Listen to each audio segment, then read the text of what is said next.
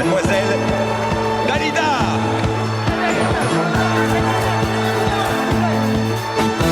Bésame, bésame mucho. Cette chanson d'autrefois, Magnifique. je la chante pour toi. Bésame, bésame mucho. Si dans un autre pays ça veut dire embrasse-moi.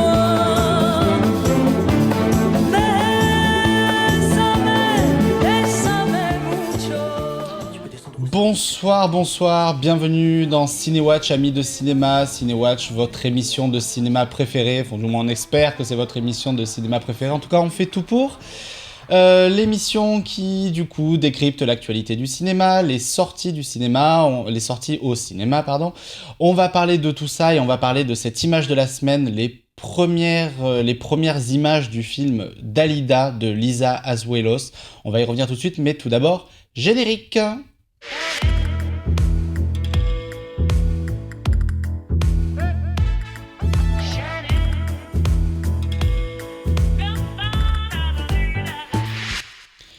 Bonsoir, bienvenue dans Cinéwatch. On est parti pour une petite heure à parler cinéma et ça va être formidable parce que j'ai de très bons invités cette semaine avec moi. Tout d'abord, Yann, alias le Dr No. Mais bonsoir. Est-ce que tu es fan de Dalida aussi? Bésame, Bésame mucho. C'est gênant, les gars. Ah ouais, et puis j'ai oublié ma perruque en plus, c'est un enfer. Donc Yann, Dr No du Daily Mars, Oui. plume très féroce sur le Daily Mars. Et à ses côtés, plume plus soyeuse, cinémaclub.fr, Vincent Courtade. Cinéclubmovies.fr. Cinéclubmovies.fr. Pardon. Voilà, Pardon. Bravo, l'écorche. Oui, voilà, non mais j'invite des gens, j'écorche... Attends, j'ai pas écorché ton nom déjà, c'est déjà pas mal. Bon, en tout cas, je suis très heureux de vous avoir, les amis, sur ce plateau. Nous même. aussi, on est très heureux. Merci pour l'invitation. Merci d'y avoir répondu. Une petite réaction sur Dalida. La peur. Attendons de voir pour juger. Attendons de voir. La voix de la sagesse, elle oui. vient de la jeunesse. Ah. Et ça rime, c'est magnifique. Magnifique. Dalida, oui, effectivement, toi tu as peur. Mais toi, c'est parce que tu préfères Mike Brandt, hein, c'est Ouais, ça c'est ça. C'est Ouais, mon côté c'est un ça. peu chevelu. Ah bah oui, évidemment. Puis les yeux qui louchent, en plus, je crois que ça te fait peur, c'est ça, non? Ouais, un c'est petit ça, côté, je sais pas. Ça me rappelle ma jeunesse, tout ce que j'ai envie de fuir dans ma jeunesse. Je suis un vieux monsieur qui est connu, qui a vu cette demoiselle. Donc, Ah bah. Non, Bon, mais bah, en tout attendons cas, de voilà, voir, oui, pour si- Lisa Azuelos, si Voilà, elle Lisa faire quelque Azuelos, chose de bien ou pas. Elle reste sur quelque chose d'épouvantable avec New York. Ouais. Ouais. Ça, voilà, elle s'était payé des vacances avec ses amis à New York et elle a fait un film au passage. Auparavant, il y avait le remake américain de De LOL qui était pas top. En avec Miley revanche, Cyrus. LOL était très bien. LOL était très bien, mais ça date d'il y a 10 ans. et c'est qui, elle s'appelle comment, Ça la commence à- charmante demoiselle qui joue Ça, c'est dégueulasse. Alors, Sveva Alviti, voilà, mannequin italien, Sveva Alviti, voilà, ça t'épate, hein. Ah, bravo, Ouais, j'aurais pas réussi. C'est son premier vrai rôle au cinéma. Elle a fait 2 petites apparitions. Là, voilà, c'est son tremplin, c'est son moment. Elle va jouer Dalida, elle va avoir les yeux qui louchent et elle va chanter. Elle va playback. chanter plein de choses. Elle va chanter, voilà, Gigi Lamoroso, tout ça. On lui souhaite bon courage. Elle vient tout juste d'avoir un agent aussi. Elle vient d'avoir 18 ans. Pardon, Non. excusez-moi. là là. Je suis parti. Tout de suite, avant d'entrer dans le corps de l'émission, on va faire notre petit point box-office hebdomadaire. Tout de suite, on marque une petite pause box-office.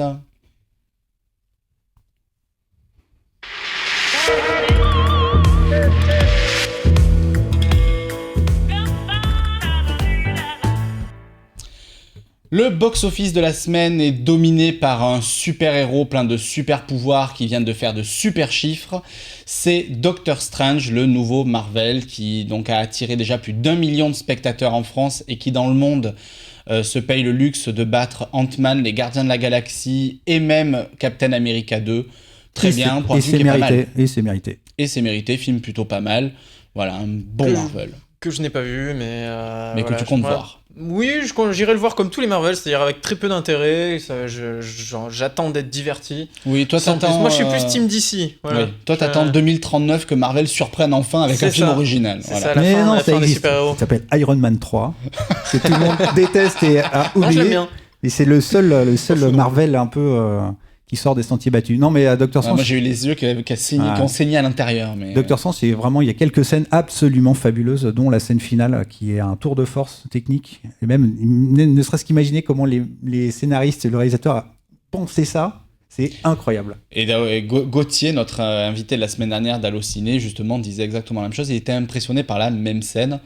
Gauthier, si tu nous regardes, tu as trouvé ta Némésis.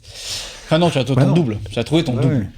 Rapidement, dans le reste du box-office, Les Trolls donc, est deuxième. Gros succès pour le film d'animation Les Trolls, avec 888 000 entrées cette semaine et déjà plus d'1,8 million depuis le début de sa carrière française. Donc en 15 jours, c'est franchement pas mal. Allez le voir en VO.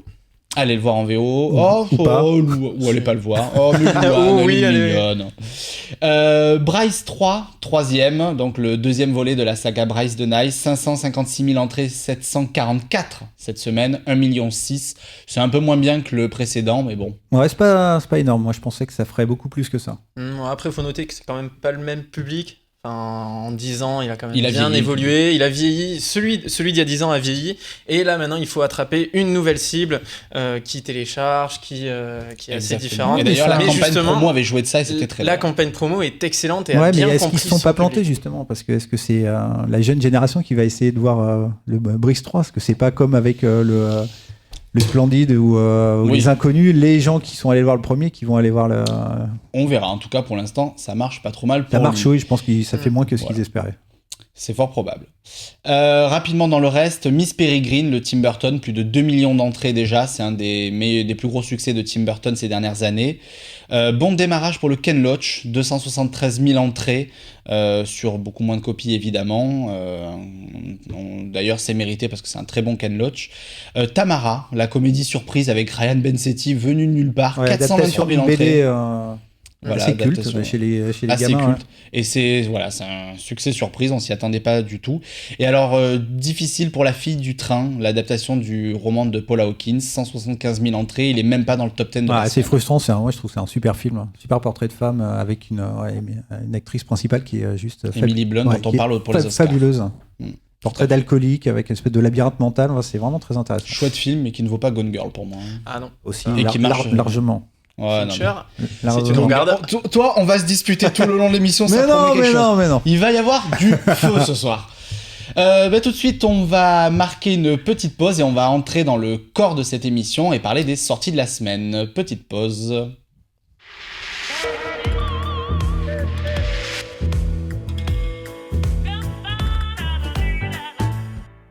Eh bien, ce petit générique. Ah, j'adore. Je te voyais, Petit jingle. Super.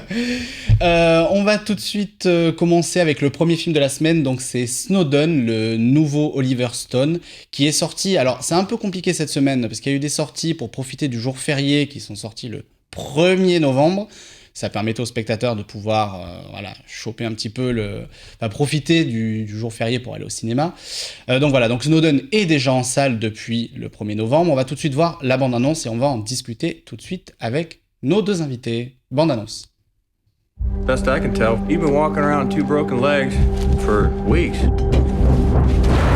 When do I go back? You ever again land on those legs of yours, those bones will turn to powder. Plenty other ways to serve your country. What was it you were doing again? I'm doing analysis for the State Department. Don't be shy. Why do you want to join the CIA?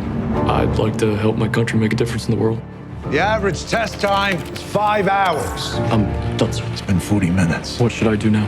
Whatever you want. The deputy director of the NSA offered me a new position. Can you tell me anything about it? You know I can't. Find the terrorist in the internet haystack. You ready for a little action? Oh, this looks juicy. How is this all possible? Think of it as a Google search, except instead of searching only what people make public, we're also looking at everything they don't. Emails, chats, SMS, whatever. Yeah, but which people? The whole kingdom's Snow White.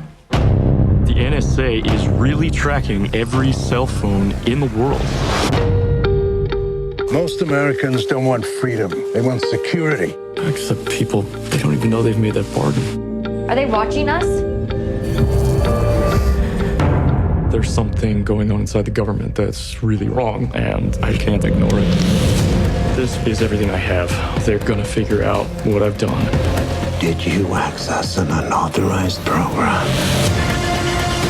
You're looking at a possible death sentence. The government knows that we have these documents now.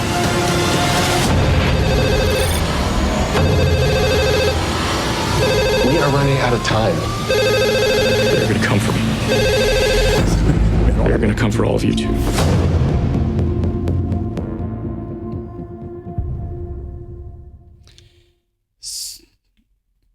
Snowden, le nouveau film d'Oliver Stone avec Joseph Gordon-Levitt, Shailene Woodley aussi, Nicolas Cage, Melissa Leo, Reese Ifans. Il y a du beau monde quand même. Elle envoie la bande-annonce dans le film. Ouais. Elle est super.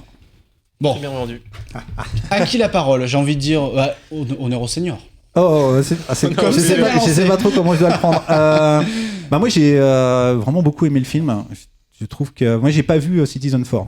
Apparemment l'intrigue de Snowden reprend un peu l'intrigue du documentaire Citizen 4 qui a eu l'Oscar. Et moi je trouve que c'est vraiment un film parano. C'est un film très étrange parce que c'est un film très glacial, très froid, très synthétique, mais à l'image de son héros. Parce que Snowden, il a un caractère très très étrange, très froid, glacial, et je trouve qu'il arrive vraiment à retranscrire ça et à retranscrire une paranoïa permanente qui monte, et enfin voilà, moi j'ai vraiment aimé le film. Et toi, Vincent? Ouais, moi il y a des partis pris qui m'ont un peu gêné quand même. C'est-à-dire qu'il a un sujet en or qu'il filme en. C'est-à-dire qu'il y a des parties très mièvres, très presque nanardesques, quoi, avec des soleils couchants. Il y a vraiment des gros partis pris de mise en scène qui, moi, m'ont fait sortir du film. Et après, il y a un certain rythme, il y a une belle. Voilà, il y a de belles idées qui font qu'on y retourne dedans. Mais moi, le problème principal est que le film passe après Citizen 4 et que Citizen 4 était une énorme claque. Un vrai, bon, grand docu qui est en soi un thriller en lui-même. Donc, c'est un peu dommage. Mais comme c'est un documentaire, c'est pour un public un peu plus averti. Là, le coup, Snowden, c'est vraiment plus grand public. Je pense que ça donne plus envie d'aller voir Citizen 4 après. Et je pense que c'est pour ça aussi qu'il l'a fait, quoi. Qu'est-ce qu'on préfère, le mièvre d'Oliver Stone? Je ne trouve pas ça mièvre, mais bon, effectivement, je trouve que les histoires, effectivement, les passages mièvres où c'est lui avec sa nana, ils sont effectivement, ça contrebalance complètement. On est dans une espèce de romantisme, mais moi, j'ai découvert ça, par exemple. Sa relation avec Shailene Woodley, je trouve ça assez touchant. Puis le parcours du républicain qui ouvre les yeux, qui est juste patriote en fait, et qui découvre. Mais est-ce que c'est pas justement un peu le problème du film, c'est que le film a un sujet qui est bien. Parce que le sujet que tu viens d'évoquer, un patriote qui ouvre les yeux, il se rend compte que le gouvernement agit mal, etc. et tout. Le sujet est fort. Après, le problème, c'est ce qu'en a fait un peu Oliver Stone. Il y a un mot que tu as dit qui m'a un petit peu interpellé, c'est le mot « il y a du rythme ». Alors, il y a du rythme, oui. Lequel, je ne sais pas. Il y en a sûrement un, ça, c'est fort probable. Moi, j'ai pas encore perçu lequel. Mais c'est une montée, moi, je trouve qu'il y a une montée vers la paranoïa. Vers la nuit, vers l'ennui aussi. Mais je suis pas d'accord. Je trouve que justement, la fin, ça commence à vraiment devenir... Chiant. Quand il se rend compte du degré et surtout du côté orwellien administratif, c'est ça qui est, c'est une espèce d'ogre créé par les gouvernements. C'est-à-dire que les élus n'ont plus aucun pouvoir. Obama dans le film, il s'en prend plein la tête. C'est traité comme une marionnette. En fait, c'est le système d'espionnage est devenu un espèce d'ogre comme une intelligence artificielle. Il y a un côté un peu science-fiction, et alors que c'est réel, quoi.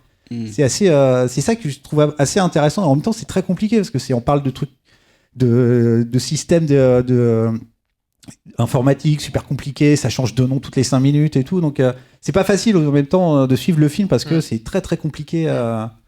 Et finalement, c'est quand même assez ludique. On parle d'une mise en scène parfois difficilement accessible, mais c'est quand même parfois assez ludique parce que il va te mettre ça en image par rapport à les choses qu'on a déjà vues un peu partout. Mais genre la Terre, comment chaque personne est connectée, comment ci, comment ça. C'est quand même assez didactique, mais parfois hop, il nous perd et hop, il nous reprend. Et t'as quelques personnages secondaires super bien. Nicolas Cage est fabuleux. Reese Ifans c'est fabuleux. Reese Ifans, énorme. Moi, ce qui m'a un petit peu gêné quand même, c'est que j'ai l'impression qu'au bout de 3/4 d'heure, il a un peu, il a posé ses enjeux, il a posé son histoire, on sait qui est Edward Snowden, d'où il vient, quel est son problème, qu'est-ce qu'il va faire. L'ennui, c'est qu'il reste encore une heure et demie de film à boucher. Et là, ça devient compliqué. Ouais, c'est peut-être ça un devient très compliqué. petit peu long, effectivement. C'est là où tu te perds parce qu'il y a tellement. Il veut montrer tellement de choses. Mais en même temps, tu vois l'évolution. Et moi, il est pareil, une des scènes quand même les plus impressionnantes, pareil, que j'ai découvert, c'est quand il se rend compte de qui est espionné le plus dans le monde. C'est là où tu te rends compte un peu du côté complètement surréaliste de ça. Et tout ça, c'est dans la première heure du film finalement. Non, celle-là, c'est plus vers la fin. C'est c'est plus vers la fin. Mais si tu veux, au bout de la première heure, voilà, on a à peu près, on a compris. Ouais, tout mais le je sais ce film, que tu veux dire. Je suis assez d'accord. C'est un peu long. Tu te perds très vite parce que c'est tellement compliqué. Moi, j'ai l'impression honnêtement qu'il a fait le tour de son sujet en 1 heure. Sauf que le film fait 2h15. C'est quand même assez triste, quoi. C'est un peu. Ouais, et puis c'est aussi un sujet qu'on a, justement, qu'on a déjà vu, quoi. Enfin, on en a tous déjà entendu parler aux infos. On est tous à moitié sensibilisés parce que on apprend quand même des choses. C'est-à-dire que dans ce film, voilà, si on n'avait pas suivi cette affaire-là, on apprend beaucoup de choses. Mais voilà, si on avait suivi ça aux infos, si on avait évidemment regardé le docu de Laura Poitras. Oui, voilà, c'est vrai que c'est moins bien que Citizen 4. Après, on peut donner raison à Yann. Effectivement, ça ne touche pas du tout les mêmes, ça ne s'adresse pas au même public. Bon, globalement, quand même, après, c'est peut-être qu'un avis personnel, je trouve que ça reste un Oliver Stone assez mineur et anecdotique dans sa carrière. Par rapport à ses dernières productions, ses dernières réalisations, quand même, on revient vraiment un peu de loin, quoi. Savage, ils étaient pas si mauvais, quand même. Moi, j'ai bien aimé Savage. Moi aussi. Voilà, le polar. Ouais, avec la double fin, là, l'espèce de truc. Je trouve ça abominable. Très coloré, très. Abominable. Bon, en même temps, avant, il avait fait World Trade Center, hein, je veux pas dire. Voilà, mais il y a une évolution. Il avait, World Trade Center, c'était le contre-coup du 11 septembre. Ouais, mais il avait touché le fond, là. Ouais, mais c'était viscéral. Je pense qu'il avait besoin de faire le film. Lui. Il aurait pu en faire un truc bien. Hein. Ouais, mais il avait besoin. On lui aurait pas craché dessus. Hein. Il avait besoin de faire ça. Il l'a fait comme ça, effectivement. Et c'est même la négation de son cinéma à la base, quoi, qui est plus contestataire et tout. Et là, il revient à ça. Moi, je trouve vraiment très sombre. Hein. C'est vraiment l'oraison funèbre de la démocratie mondiale, ce film. Et c'est ça qui est vraiment. Il le fait avec une simplicité qui est assez impressionnante. Au moins, il revient à un cinéma engagé. Ça, c'est vrai, c'est déjà une bonne chose. Après, pas sûr que ça marche non plus. C'est-à-dire qu'on parle de grand public, mais est-ce que le grand public a envie, à un moment de retour de vacances, de voir un thriller sur la paranoïa de la vie de tous les jours? Non, c'est efficace, mais c'est un sujet qui est finalement très américain aussi. Mais le public européen est plus sensibilisé à ce type de sujet parce qu'on est plus, on va dire, en Europe. Pas vraiment dans la parano, mais dans la suspicion informatique. C'est bien pour ça qu'on a tous les on est en plein dedans d'ailleurs, même en France, la politique française, sur le fichage des 60 millions d'habitants avec les cartes d'identité là, qui vont se retrouver dans un fichier géant. Enfin, on est en plein dedans, quoi. Tout à fait. Voilà. Bon, on va enchaîner. Voilà, je pense qu'on a fait le tour de Snowden, donc d'Oliver Stone. Et on va enchaîner tout de suite avec Mr. Wolf, thriller, film d'action avec Ben Affleck. On va regarder tout de suite la bande-annonce. Ça sera ce qu'il y a de plus simple. Bande-annonce.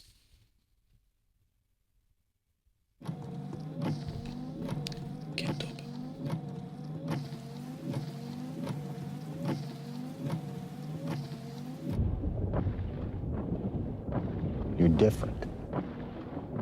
Sooner or later, different scares people. You think if you don't fight back, then maybe they'll like you. Stop picking on you, calling you a freak. Victim or not, make a decision. Your son is a remarkable young man. It wouldn't surprise me if he has more in common with Einstein, Mozart, and Picasso than he does with us. He has highly advanced cognitive skills. The obsessive personality. Can our son lead a normal life? Define normal. Maybe he's capable of much more than we know.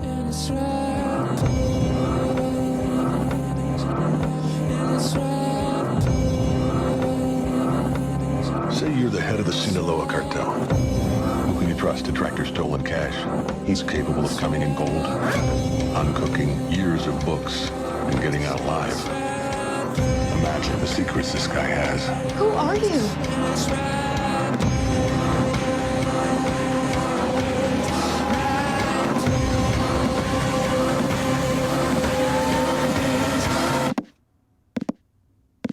Can our son lead a normal life?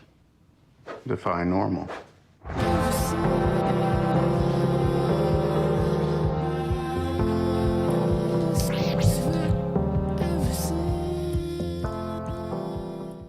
Mr. Wolf avec Ben Affleck. Alors tout on à dit l'heure, des choses un peu. Voilà, tout off, à l'heure je c'est disais ça, quelle daube, je me suis un peu emporté. C'est pas une daube, c'est juste une purge.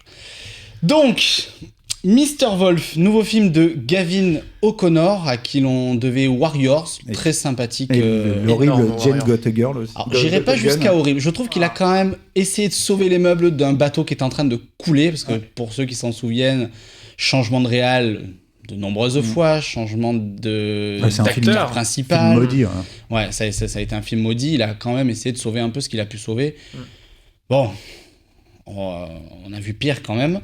Mais Warriors, c'était pas mal par contre. Warriors, Warriors, c'était énorme. un très bon film J'ai d'action. pas vu. Je me souviens encore de ma séance de Très, cinéma où j'en sortais, mais avec des larmes plein le visage. À ce Enfin, point-là. Ah, vraiment à ce point-là, c'est un film hyper Ah, ça, c'est touchant. ton penchant et- pour Tom Hardy, ça. Ah, non, mais c'est Son immense. amour irrésolu Immense, pour Tom Hardy. Mais il est très bon dans les thématiques de famille, et justement dans Mr. Wolf, voilà, ça Alors, revient dans le sujet. Mr. Wolf, alors moi je suis désolé, hein, mais alors soi-disant, c'est un scénario qui était sur la fameuse blacklist depuis 2011. Il y a un truc qu'il faut dire, les films tirés de scénarios sur les blacklists, en général, ça donne des catastrophes. Hein. Alors que c'est censé être la liste des scénarios, des meilleurs scénarios n'ayant pas trouvé acquéreur. Voilà, en gros, c'est des meilleures histoires dont les scénarios sont tellement mauvais qu'ils deviennent pas des films, et il y a des mecs qui font un top tous les ans, et résultat, il y a des producteurs qui se lancent dedans. Mais C'est un peu ça. à chaque fois que c'est un argument de vente, on se rend compte que le film est vraiment pas terrible, quoi. Oui, effectivement, peut-être que ces scénarios étaient sur cette liste-là parce que personne n'en voulait et qu'il y avait une bonne raison. Non, mais en réalité, alors, je vais d'abord laisser la parole à Vincent. Écoute, la parole à l'avocat du film. Alors, votre honneur? Non, mais après, c'est-à-dire que c'est un bon thriller, je trouve, qui prend son temps, qui est assez étonnant là-dedans. C'est-à-dire qu'il fait un truc un peu à la old school, tu vois, qui fait confiance, qui développe ses personnages et qui fait confiance à ses personnages pour amener l'intrigue quelque part. C'est-à-dire que c'est pas vraiment un pitch, c'est pas vraiment une histoire, c'est plus des personnages qu'on va suivre dans un développement et qui portent le film sur les épaules.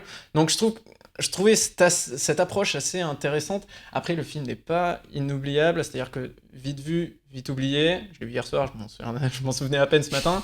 Mais voilà, il y a quand même des scènes assez marquantes, dont celle qu'on voit au début de la bande-annonce, justement, avec le flashback avec les frères, cet affrontement un peu.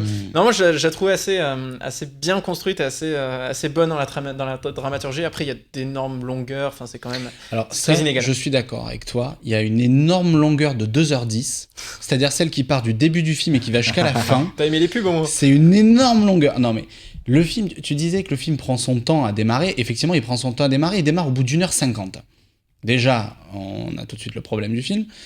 On se fait chier quand même. Enfin, faut dire ce qui est. Les gros mots. Oui. Donc on est loin des réalisations. On s'emmerde. On est loin des réalisations de. Pas d'accord. Il y a pas mal de choses assez intéressantes. Non, mais honnêtement, c'est vrai que c'est extrêmement ennuyeux. Alors le problème, c'est que le film se réveille effectivement. À un moment, il se réveille. Mais le problème, c'est que le spectateur, lui, il a eu le temps de s'endormir 10 fois avant que le film se décide enfin à décoller. Et puis surtout, alors il y a ce problème-là, c'est que Ben Affleck, donc il est comptable, assassin, autiste. C'est-à-dire qu'il y a une espèce de patchwork, déjà le pitch frôle la ringardise absolue. C'est ça, c'est Rain Man, tu regardes. Mais c'est ça, c'est Rain Man qui croise un tueur pour cible, enfin c'est un espèce de le gros film de n'importe Stallone, quoi. là, où il y fait un tueur avec Antonio Banderas, quoi. Ah oui, ça c'était magique ça. Assassin, non? Ouais, c'est ça. Assassin. Non, voilà. Et alors, ce qui est assez étonnant, c'est qu'il y a quand même des scènes. C'est-à-dire que le film, on est dans on va dire, un blockbuster, même si c'est pas un gros budget, je crois que c'est 50 millions. On est dans un budget confort, un gros film hollywoodien, etc. Avec des envolées nanardesques hallucinantes. Tu me vends du rêve, là. Ah, mais ouais, toi qui aimes les nanars. On a une scène au milieu du film, on frôle Pattaya, d'un coup, on comprend pas ce qui se passe, mais le truc incroyable. Je veux pas le dévoiler, mais. Non, mais il y a une histoire de flashback de moine Shaolin, je sais pas quoi. Non, mais c'est surréaliste. Non, c'est-à-dire qu'il y a une grosse ellipse. C'est-à-dire qu'il y a des flashbacks et entre deux flashbacks, c'est vrai qu'il y a une grosse ellipse. Et en fait, on voit les enfants partir quelque part sans vraiment spoiler. Voilà. Et donc, c'est vrai que ça arrive un peu comme un cheveu sur la soupe, mais finalement, ça reste cohérent. C'est-à-dire on se demande qu'est-ce qu'ils foutent là, comment ils ont fait pour arriver là. Et alors, mea culpa, je vais d'un coup faire une volte-face totale. Allez tous voir Mr. Wolf. Pour la simple et bonne raison que vous allez voir le twist le plus débile de l'histoire du twist. Je l'ai vu arriver de loin. C'est un truc, mais c'est d'une bêtise intergalactique. Je pense que La dernière fois qu'on a vu un twist aussi théâtral au cinéma, je crois que c'était Je suis ton père, Star Wars, l'Empire contre-attaque. Sauf que l'Empire contre-attaque est un chef-d'œuvre.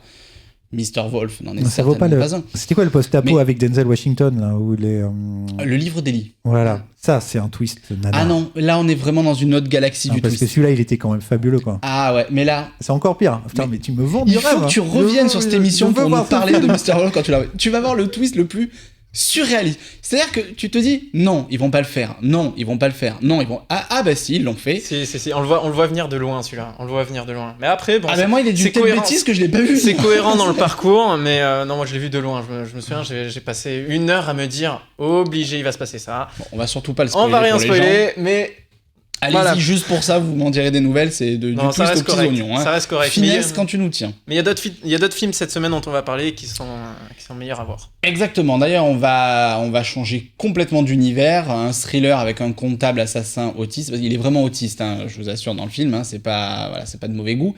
Et on va tout de suite passer à une comédie française. Le premier film du Palmachot, le premier long métrage du Palmachot. Ça s'appelle La folle histoire de Max et Léon. Et on va voir tout de suite la bande-annonce avant d'en parler avec Yann et Vincent.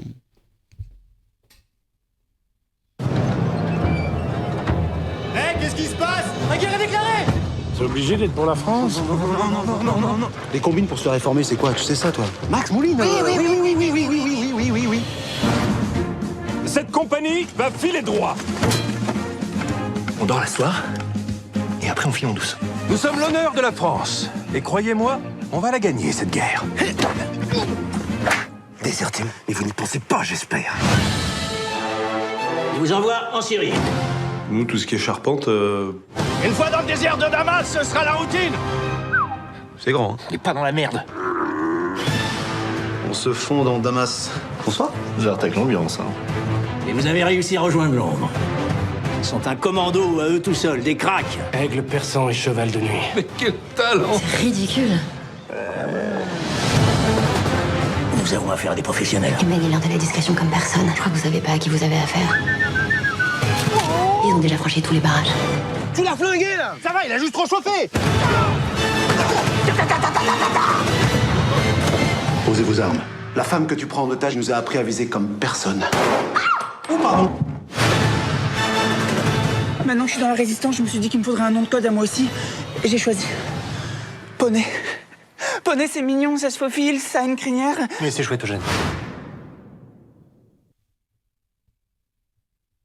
La folle histoire de Max et Léon, le premier long métrage au cinéma du célèbre duo, le Palmachot, qui a longtemps sévi sur Internet et à la télévision ensuite. Alors, tout le monde a vu le film autour de cette table.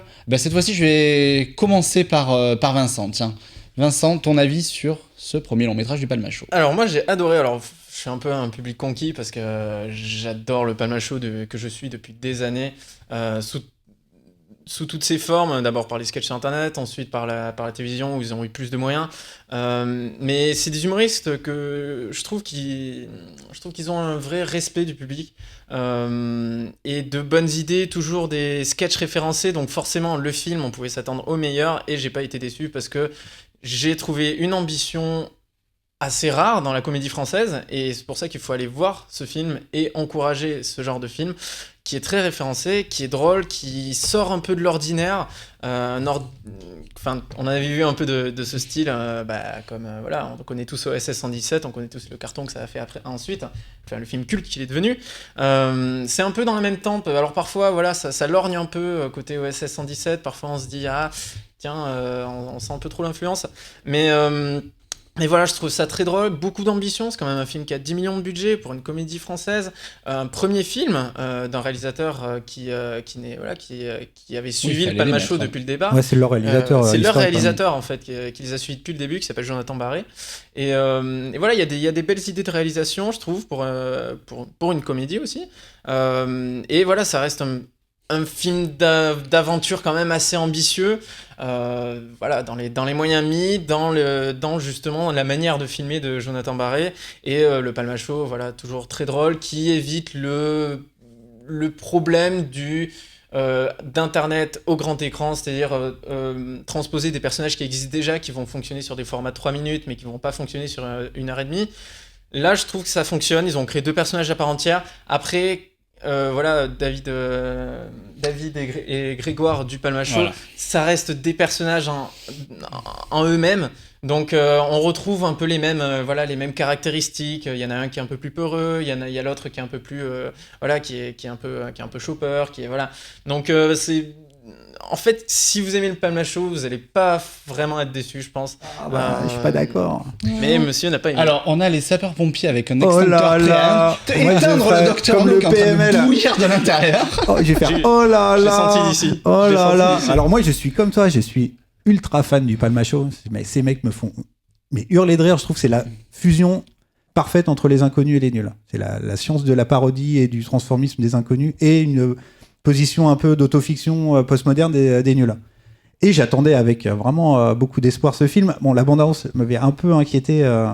Et j'ai vu le film et j'ai été catastrophé. Je trouve ce truc jamais drôle une seule seconde. Je trouve qu'ils ont voulu faire trop de choses. Ils se sont lancés dans la comédie d'aventure de Deuxième Guerre mondiale, qui est un sous-genre du cinéma de comique français hyper casse-gueule. Ça a donné J'ai glissé, chef. beaucoup de navets.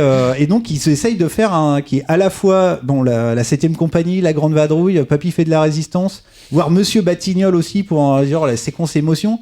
Et donc, ils essaient de mélanger plein de genres différents, et je trouve que ça ne fonctionne jamais. C'est que c'est beaucoup trop elliptique, il y a des moments où ils sont trop dans le n'importe quoi, et après ils retournent dans l'émotion réaliste. Et tu dis, je trouve que ça marche jamais. C'est vraiment, moi j'étais vraiment catastrophé, mais du début à la fin par ce film. Hein. Vraiment. Alors, la question quand même, c'est à l'image du nom de son réalisateur, attention, blague facile, est-ce que le film est barré, comme son réalisateur Jonathan ? Merci. On applaudit. Magnifique. Sous vos applaudissements. Heureusement qu'on n'a non. pas de public. Malheureusement non, pas assez. C'est ça qui. Moi, la comédie de Deuxième Guerre mondiale, moi la référence c'est Papy fait de la résistance. C'est le moment où apparaît le demi-frère d'Hitler, où le film part. Tu sais pas ce qu'il va devenir, ça se termine sur le plateau des dossiers de l'écran et tout. Enfin bon, c'est un truc absolument fabuleux.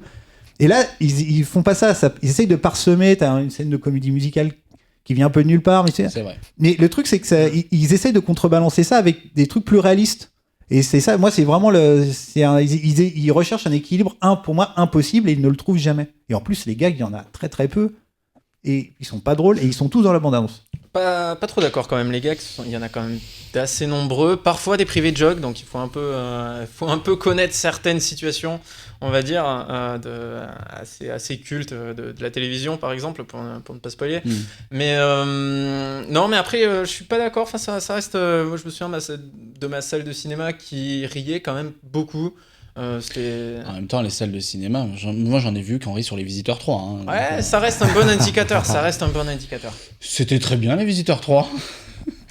Non mais alors, moi je suis pas du tout fan du Palmacho pour le coup, contrairement à vous, ils ne m'ont jamais fait rire.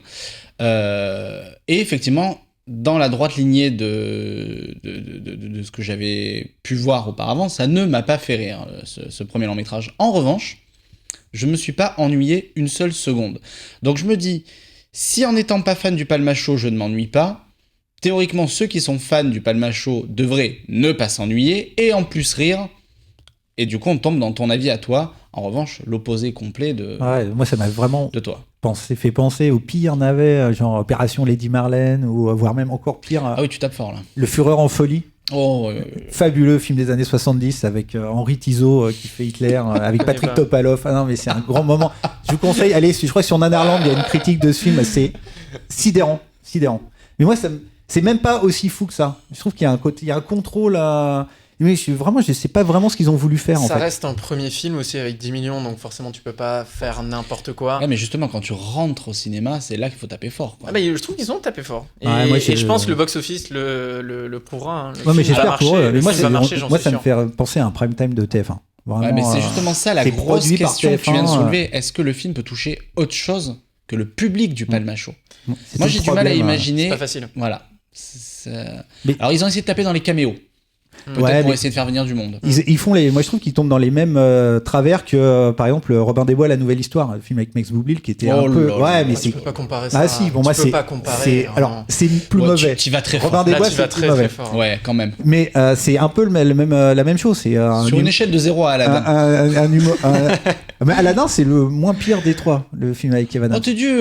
t'es dur pour Max et Léon quand même là. Je trouve qu'Aladdin se tenait plus. Et il y a des gags plus drôles dans Aladdin que dans ce film-là. Oui, alors il y avait quelques gags drôles effectivement dans Aladdin, mais qui étaient dans la bande-annonce. Ouais. Pour le coup. Mais Là, pour le coup, tout était dans la Ouais, bande-annonce. dont Max et Léon aussi, je trouve. Mais Bon, on va dire ouais, un partout balle au ça- centre. Hein. je Voilà, suis déçu. un Je suis un déçu. un Oh là conquis, là. un déçu, Un conquis, parce que conquis, un ouais. conquis, J'espère pas. un conquis, un déçu. Voilà, et ben comme ça, si on voulait du bêtisier, c'est fait. On va enchaîner tout de suite. On va passer à Mademoiselle, le nouveau film de Park Chan-wook, le réalisateur coréen. On va commencer tout de suite par la bande-annonce. D'ailleurs, Mademoiselle qui était à Cannes. Bande-annonce. 玉子です。よろしくお願いいたしますお嬢様연변 이쁘면 이쁘다고 미리 말을 해줘야 할 거 아니야 아가씨 일과는 간단해.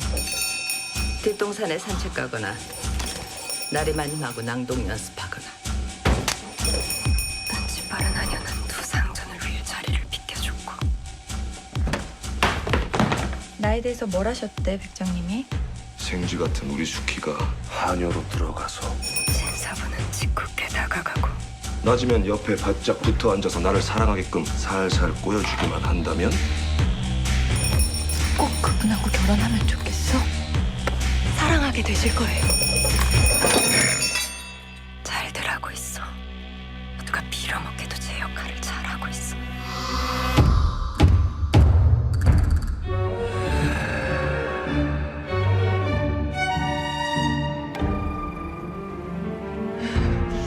조금만 떨지 마. 너 때문에.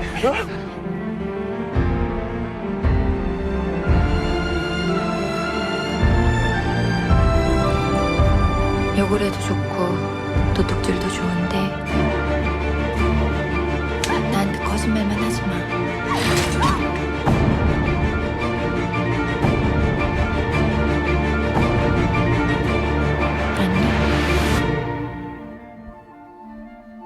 여자들은 도대체 왜 이럴까? Mademoiselle, le nouveau film de Park Chan-wook, donc le réalisateur coréen à qui l'on doit All Boy, à qui on doit Lady Vengeance, à qui on doit Stalker, à qui on doit First, Ceci est mon sang, donc beaucoup de bonnes choses. Grand formaliste. Ouais, je Coréen. suis un cyborg aussi, enfin beaucoup de bonnes choses, Park Chan-wook. Vincent, je crois que tu l'avais pas vu à Cannes, toi? le Exactement, film je l'ai vu à Cannes, donc du coup les souvenirs... Il était ça en remonte- compétition officielle, Ça il me remonte semble. un peu, il était en compétition et beaucoup étaient étonnés de de le voir, de rien glaner, quoi, vraiment, alors que sa mise en scène à Park Chan-wook est totalement folle. C'est vrai. Alors, ouais, Mademoiselle, c'est un pitch d'escroquerie un peu classique en fait, mais qui vire un peu au drame, à la précision esthétique un peu chirurgicale, enfin c'est très beau à voir, c'est très. On va très quand même ludique, préciser, on va même dire. histoire vue depuis 3 points de vue C'est différents, ça. et forcément, chaque point de vue va compléter les précédents. C'est Des ça. demoiselles qui se font Donc, des en fait- bisous. Avec des demoiselles qui se font des bisous. bien. Et Ça, en je fait, te il y a- rassure, il y a- ils ne font pas que des bisous. Oui, il y a- Elles font beaucoup d'autres choses. Ils font bobo aussi. Oui, il y a un vrai virage inattendu et qui fait que ça devient une sorte d'intrigue à tiroir. Et on va y revenir un peu là-dedans, on en a déjà parlé un peu tout à l'heure. Mais c'est un peu comme si Fincher rencontrait un peu la fougue de Tarantino. C'est-à-dire qu'il y a, voilà, on a ces changements de point de vue. C'est assez varié. Le rythme est pas mal relancé, et même si ça reste assez lent, assez contemplatif quand même de ces beaux décors. C'est un peu, Contemplatif, un peu à la Rashomon alors. Si t'as plusieurs points de vue. Ouais, mais moi j'allais dire contemplatif, non, c'est quand même très fiévreux et très virtuose. fiévreux, et mais je veux dire il y a des moments d'excitation, enfin, donc Oui. le film prend au tripes quand même. Totalement, mais je veux dire, moment contemplatif dans l'installation des décors, dans le poids des décors, dans Il y a un le côté poids de japonais, la en fait, maison. ouais. Ouais, c'est ça, il y a quelque Super, chose. ça a l'air très théâtral en plus.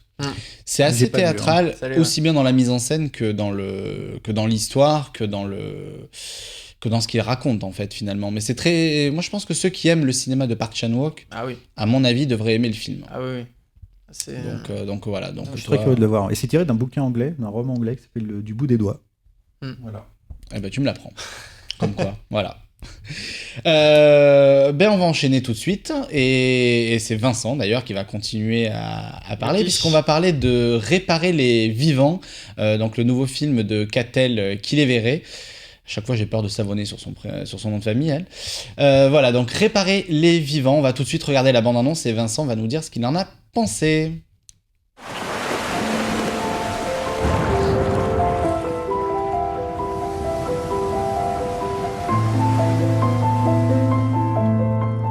T'es en première aide, c'est ça? Ouais, c'est quoi d'autre sur moi? Je sais que t'as plein d'amis et que tu sors le soir, un peu.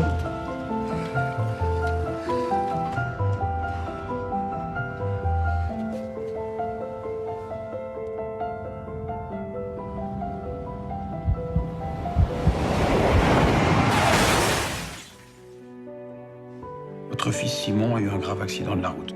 Mais je comprends rien. Quand vous le voyez, tout vous semble normal. C'est uniquement grâce aux machines que vous avez vues dans sa chambre. Mais si on arrête ces machines, son cœur s'arrêtera aussi. C'est délicat, mais il faut que j'aborde quelque chose avec vous. Cette situation nous permet d'envisager un don d'organes. Si cette démarche est mise en place, c'est uniquement dans le but d'aider des malades qui sont en attente d'un organe. Vous savez ce que je vais vous dire? Peut-être que c'est mon heure, c'est tout. Je sais pas si j'ai envie de vivre avec le cœur d'un mort. Claire, c'est votre décision. Mais un cœur, ça ne se trouve pas comme ça. Vous le savez.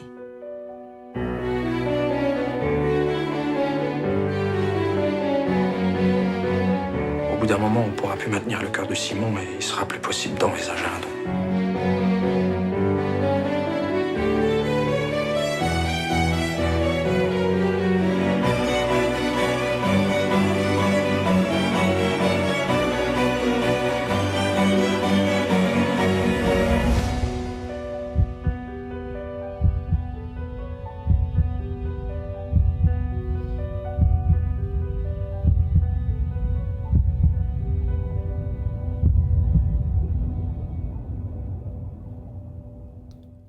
Réparer les vivants, donc nouveau film de Catel Kilevere à qui l'on devait Suzanne, Un poison violent. Vincent, tu as vu le film, qu'est-ce que tu en as pensé? Ouais, bah vous pouvez partir les gars si vous voulez, vous me laissez l'émission.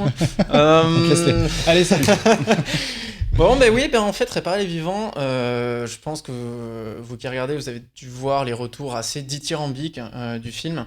Moi, je le trouve peut-être un peu trop surestimé, c'est-à-dire que j'ai pas... D'un point de vue personnel, j'ai pas trop réussi à rentrer dans l'émotion du film, qui est parfois un peu creux, qui parfois te perd un peu en route, mais qui te reprend par des symboliques assez fortes, assez puissantes, par la mise en scène de Catel Kilevere, je crois, c'est ça. Les plans, ça a l'air fabuleux. Non, il y a des plans très beaux, mais en fait, c'est-à-dire qu'on débute le film avec une énorme dose de lyrisme, qui est mais assez belle, magnifique, qui te happe en fait, avec la BO d'Alexandre Desplat d'ailleurs, qui est plutôt pas mal, mais qui te happe vraiment dans une sorte d'histoire qui va redescendre un peu ensuite parce que ça va sembler un peu creux, c'est-à-dire que voilà, voilà, on va pas spoiler, mais genre il y a deux symboliques de la mort née la vie par exemple, et on va rester sur ça un peu pendant tout le film, donc ça peut paraître parfois un peu lourd quand on n'arrive pas à rentrer dans l'émotion pure. Après, je comprends complètement ceux qui ont pu en sortir les larmes aux yeux. Le film divise énormément. Il est chef-d'œuvre pour certains, assez ennuyeux pour d'autres. Le problème, c'est quand tu vois la bande-annonce, malheureusement, elle a l'air tellement linéaire que t'as l'impression de voir le film. C'est un peu ça. Ouais, non, il y a quand même pas mal de. Enfin, il y a 2-3 flashbacks et justement, en fait, c'est un peu déconstruit, un peu comme film. C'est parfois, c'est un peu inégal. Moi, ça fait toujours peur les flashbacks. J'ai l'impression que tu mets des flashbacks quand tu sais pas comment remplir ton film. Ça dépend comment c'est géré. Ça dépend, après, évidemment. Il y a des plans quand même. Le plan final, là, il est vraiment magnifique. Quoi. Non, mais il y a vraiment quelque chose d'assez puissant. Il y a vraiment quelque chose d'assez puissant dans la base. Après, ce qu'elle arrive à en faire, ça tient la route. Mais voilà, personnellement, j'ai pas réussi à en être complètement ému, mais je comprends ceux qui ont pu l'être. Très bien. Eh bien, on va tout de suite enchaîner avec le dernier film des sorties ciné, en tout cas. C'est un film d'horreur, donc on n'a absolument rien à voir. C'est Ouija 2, le retour de Ouija 1. Voilà, ça c'est fait. On va regarder tout de suite la bande-annonce pour pas perdre de temps, et on va en parler un petit peu après.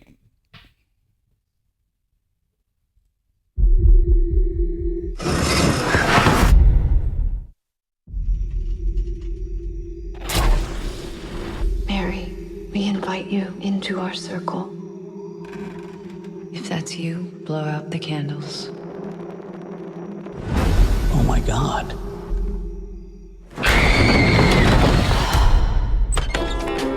This is a scam. She deserved it, Mom. It's your job to stand at the curtains and not attack the clients. And you, young lady? What's a scam? Woke up this morning feeling You are so weird. Does she have a lot of problems? It's nothing too concerning. What's this? New prop for work. Spirit, can you hear me? Yes, we can. And we can see you. Who are you talking to, Doris? Daddy, are you there? Who are you?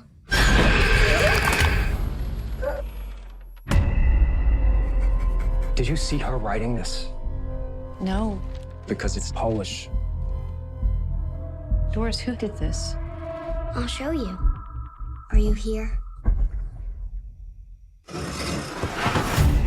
Something is happening that we can't understand. I'm concerned about your girl. The spirit world is dangerous.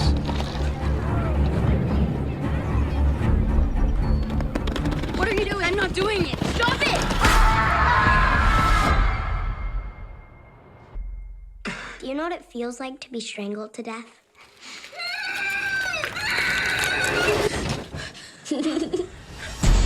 Something is wrong with Doris.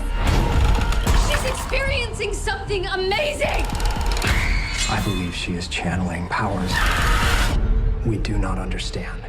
Doris?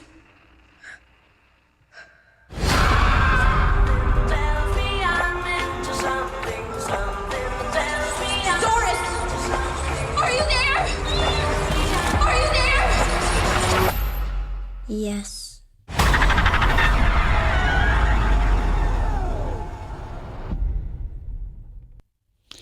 Ouija 2 de Mike Flanagan, donc la suite de Ouija qui avait été un carton, plus de 100 millions de dollars dans le monde. Le premier était de Stiles White. On a changé de réal, ça change tout. Ah oui, ça change tout parce que le premier Ouija était une catastrophe ambulante. Ça faisait avec Annabelle, je crois que c'était la palme. C'était encore pire parce que ça fait jamais peur. C'est une production Hasbro. Donc c'est un peu la boîte qui a fait, enfin c'est la boîte de jeux qui a fait Transformers, G.I. Joe, Battleship. Et donc c'est eux qui ont produit Ouija et le premier était une catastrophe. Et là ils sont allés chercher Mike Flanagan, le réalisateur de Oculus, il y a The Mirror qui est un des films les plus flippants réalisés ces dernières années. Et donc c'était une très très bonne idée d'aller chercher ce mec-là. Et le réalisateur de Absentia, donc petit film indé très réussi. La bande-annonce, moi, elle me fait vraiment très très envie. C'est un de ceux qui manie le mieux la peur en ce moment, je trouve, au cinéma, ce réalisateur. Mais c'est étonnant d'avoir réussi à passer, parce que le premier, effectivement, avait eu des critiques déplorables. Même les spectateurs s'étaient lâchés dessus. Il avait fait des recettes, mais les spectateurs avaient des retours très très mauvais. Et alors celui-là, c'est basculement complet. Les critiques sont excellentes, les spectateurs ont l'air comblés. C'est vraiment le jour et la nuit. Quoi. Comment transformer une franchise ? Après, Ouija, c'est quand même pas non plus une sorte de franchise qui peut marcher en France. Je crois que le premier a été un peu passé inaperçu. Ça avait marché, ça marche ces films-là. C'est pas très, les ados la culture. se déchaînent, mais c'est pas trop la culture française, je trouve. Le Ouija, c'est très américain quand même. Oui, mais en revanche, chaque Américain connaît le Ouija. Les films de frissons comme ça. Oui, ça fait toujours forcément quand on est poussé par Universal derrière, c'est quand même bien vendu. Et Blumhouse, évidemment. Une petite la prod caution Blumhouse. Ouais, qui quand même, il fait plus de mauvais films que de bons films, mais c'est pas faux. Et c'est un peu un spécialiste des films d'horreur à petit budget, donc il arrive quand même assez souvent à. Non, mais on a cherché dans sa film, on a trouvé un bon film, il me semble, une fois, mais. Il y en a plein. Whiplash. Non, la Purge. On va pas d'accord sur Nightmare. Non. Nightmare. The Purge, ça porte bien son nom, ça. The Purge. Whiplash. Whiplash qui était une prod Blumhouse. Ouais, moi j'aime pas Whiplash. Ah bah. Et juste pour info, le Ouija... Pourquoi on a invité ce monsieur ? Le Ouija a été inventé à la fin du 19e siècle hein, aux États-Unis. Merci, monsieur Wikipédia. Voilà. On cherche ses petites notes, on fait ses petites notes, on cherche ses petites infos. C'est vrai, monsieur. Au moins, il a travaillé. Et il y a Elliot. C'est le seul ici. Il y a Elliot de E.T. dans le film aussi. Et j'allais le dire, il y a Henry Thomas dans le film, donc le petit Elliot de E.T. Voilà, il a quitté son vélo, il a laissé E.T. et il vient jouer de parler avec E.T. avec sa planche de Ouija. Exactement. On a les origines des Ouija origines maison du film. avec sa petite planche. Bon, oui, et donc du coup avec également Elizabeth Reeser que l'on avait vu dans Twilight, voilà, si ça intéresse quelqu'un, et Annalise Basso qui était dans Oculus et qui est en ce moment dans le très bon Captain Fantastic avec Viggo Mortensen. Ouais, qui est plutôt Je dirais génial. rien. Ah non, je te sens pas. Bon, on va enchaîner, on va marquer une petite pause et on va revenir tout de suite pour parler des sorties DVD.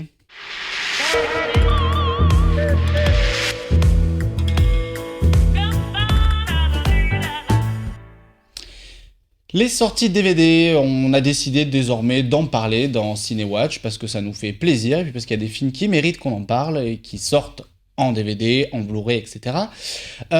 Donc cette semaine, on s'est attardé sur une sortie en particulier, c'est Desierto de Jonas Cuarón. Juste avant ça, un petit mot pour dire qu'également aujourd'hui sort dans les bacs Mama, le drame de Julio Medem avec Penélope Cruz qui bouffe l'écran et c'est sûrement son meilleur rôle de sa carrière. Voilà, c'est dans les bacs aujourd'hui, ça s'appelle Mama, je vous le recommande très très très chaudement. Mais voilà, il en fallait un et on a décidé de s'attarder sur donc Desierto, le film de Jonas Cuarón, le fils de Alfonso Cuarón. On va voir un petit... Alors, la bande-annonce, non, parce que j'avais envie. On va voir un teaser du film, un teaser qui donnait extrêmement envie. On le regarde tout de suite, on en parle juste après.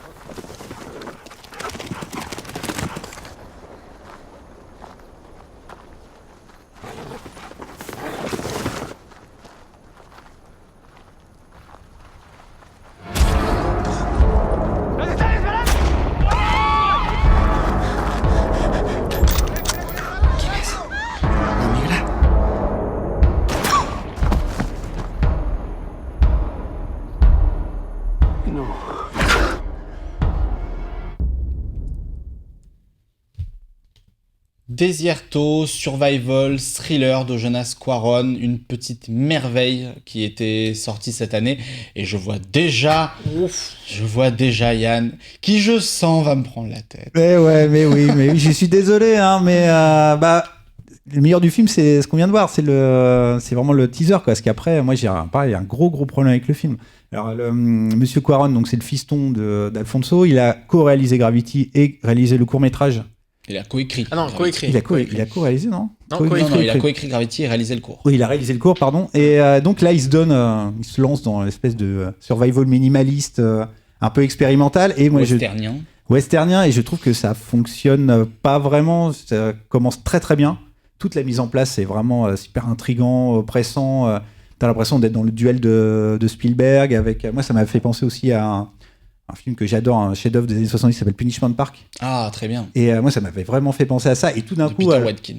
Et tout d'un coup, pour moi, le film bascule dans le nanar survival où Moïse, il s'appelle Moïse, une espèce de parabole biblique d'une subtilité sans nom, devient une espèce de Jean-Claude Van Damme mexicain qui combat le méchant américain qui est joué par le boogeyman moderne qui est le super Jeffrey Dean Morgan. Et voilà. Negan. Et ouais. Negan avec sa bête de baseball en mousse. Un envol. Mais voilà, donc moi j'étais vraiment très très déçu au fur et à mesure du film. Je trouve très dur quand même parce que c'est pour moi, enfin je trouve que c'est au contraire une bonne série B old school à l'ancienne, quoi. C'est vraiment du cinéma à l'ancienne.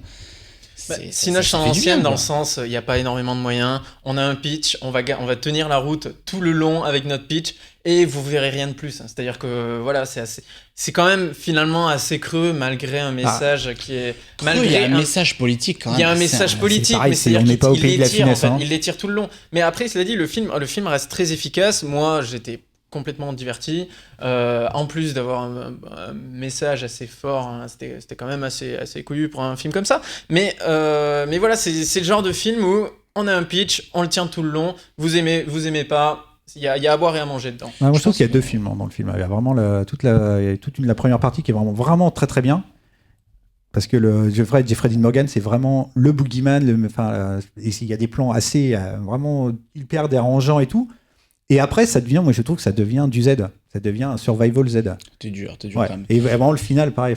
Moi je trouve qu'en termes de thriller, c'est extrêmement efficace, c'est tendu, il y a une tension de la première à la dernière minute. Bien efficace. Et en plus, il arrive à rendre ça pas bête du tout, parce qu'au final, on a une vraie parabole sur l'Amérique, sur l'immigration, sur plein de choses. Le film raconte énormément de choses derrière son côté très efficace. Ouais, moi je trouve pas. Moi je trouve que c'est vraiment les gentils immigrés mexicains contre les méchants américains qui font la police eux-mêmes. Ouais, je sais pas. Je trouve que le message il est. Je trouve qu'au final on s'en tire sur une note plutôt pas mal parce que ça fait un qui n'aime pas, un qui est mitigé, bien et un qui adore. Donc voilà, là on est. BO de Woodkid pour les amateurs de musique. J'ai envie de dire merci monsieur Wikipédia. Je t'en prie, moi aussi j'ai bossé. Moi aussi j'ai travaillé. Attention les gars. Bon, en tout cas, Desierto sort en Blu-ray et DVD le 7 novembre prochain. Le mieux, j'ai envie de dire, c'est achetez-le, faites-vous votre idée. Et achetez des DVD et sauvez le marché de la vidéo en Exactement. France. Exactement. Et dans le monde, il faut en acheter plein. C'est ça. Surtout qu'il y a des distributeurs comme Carlotta, comme Wild Bunch, comme Pathé qui essaient de restaurer son patrimoine, qui font vraiment un gros boulot sur le Blu-ray pour faire de belles choses. Acheter des DVD et des Blu-ray. Acheter des DVD et des Blu-ray. Parce que c'est comme ça qu'il y a des films. Ouais. Et ben voilà, mes amis, on est arrivé au bout de cette émission. J'ai envie de vous remercier tous les deux, Yann. Merci à toi. Hein. Mais Yann, Dr No. Donc voilà, Dr No, il porte très bien son nom, Dr No, parce que. Ouais. J'ai une crampe avec le micro. Parce que no. Promis, la prochaine fois, tu auras toi aussi droit à un joli micro comme Nikos Aliagas. Moi, il est beau, hein. Et merci Vincent. Merci Avec grand plaisir. Vincent. C'était un vrai plaisir de vous avoir tous les deux sur cette émission. On a parlé de plein de choses. Je pense qu'on l'a fait pas trop mal. Non, ça va. Ouais, c'était bien. Voilà. Donc voilà, on est bien. À la cool, exactement. Voilà. Je vais également remercier Benjamin, notre réalisateur, parce que j'ai oublié de le faire la dernière fois. Parce qu'il faut remercier le réalisateur. Parce qu'il faut toujours remercier le réalisateur, parce que si jamais si jamais on le vexe, il peut très bien filmer à côté. Mais ouais. Et on passe couper les micros et tout. Couper les micros. Dans ton mauvais profil. Exactement. Voilà, toujours remercier les réalisateurs, c'est très important. C'est eux qui nous filment, donc. Voilà, Cinéwatch, c'est terminé pour aujourd'hui. Vous retrouverez la semaine prochaine Jérémy Pontieux, le très bon Jérémy Pontieux, le sosie de Ryan Gosling. Donc soyez là, surtout les filles. Merci, à bientôt et bonne semaine cinéma. Merci les amis. Salut. Salut.